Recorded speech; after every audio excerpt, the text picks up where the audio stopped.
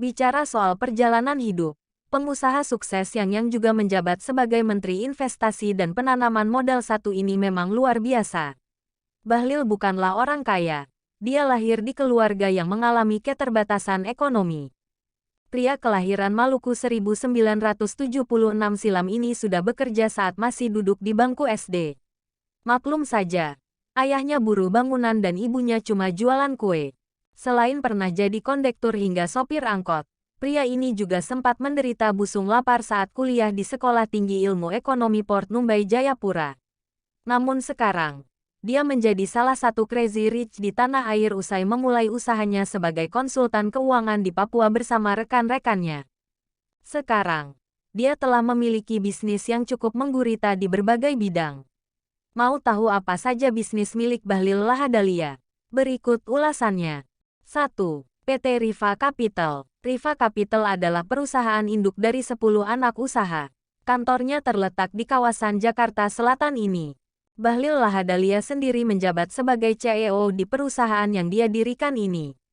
Sayangnya, informasi seputar perusahaan besar ini memang cukup minim. Namun menurut pemberitaan di media, Riva Capital memiliki beberapa anak usaha yang bergerak di sektor perkebunan, properti, transportasi, PT Ganda Nusantara, pertambangan, PT Map Surveillance, PT Pandu Selaras dan konstruksi. Perusahaan miliknya juga sukses dalam mengeksplorasi 39.000 hektare lahan tambang batu bara di Fakfak, Papua Barat, dan 11.000 hektare lahan nikel di Halmahera. Konon kabarnya, omset yang dicetak oleh perusahaan ini mencapai miliaran rupiah loh. 2. PT Bersama Papua Unggul. Suami dari mantan Putri Solo ini juga merupakan pemilik dari perusahaan ini. Bergerak di bidang apa ya perusahaan ini? Informasi mengenai perusahaan ini juga cukup minim. Namun ketika LivePal melakukan penelusuran di internet, PT Bersama Papua Unggul ternyata sempat memenangkan lelang proyek pembangunan Jalan Bofuer, Windesi, MYC, bersama Kementerian Pekerjaan Umum dan Perumahan Rakyat. Jelas banget dong.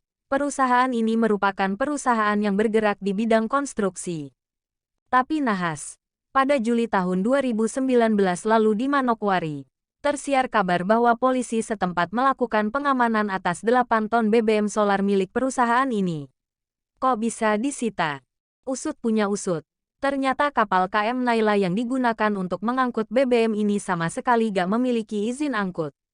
Konon kabarnya, BBM yang dibeli PT Bersama Papua Unggul dari Pertamina ini bakal digunakan untuk proyek mereka. 3. PT Dwi Jati sukses. Sama seperti perusahaan-perusahaan lain yang dimiliki Bahlil Lahadalia, perusahaan ini juga minim informasi. Namun nama perusahaan ini sering terlihat di situs-situs lelang proyek pemerintah.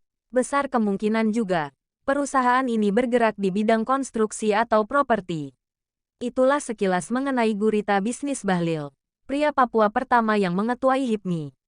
Walau belum ada yang terbuka, tapi perusahaannya sepertinya sukses semua ya.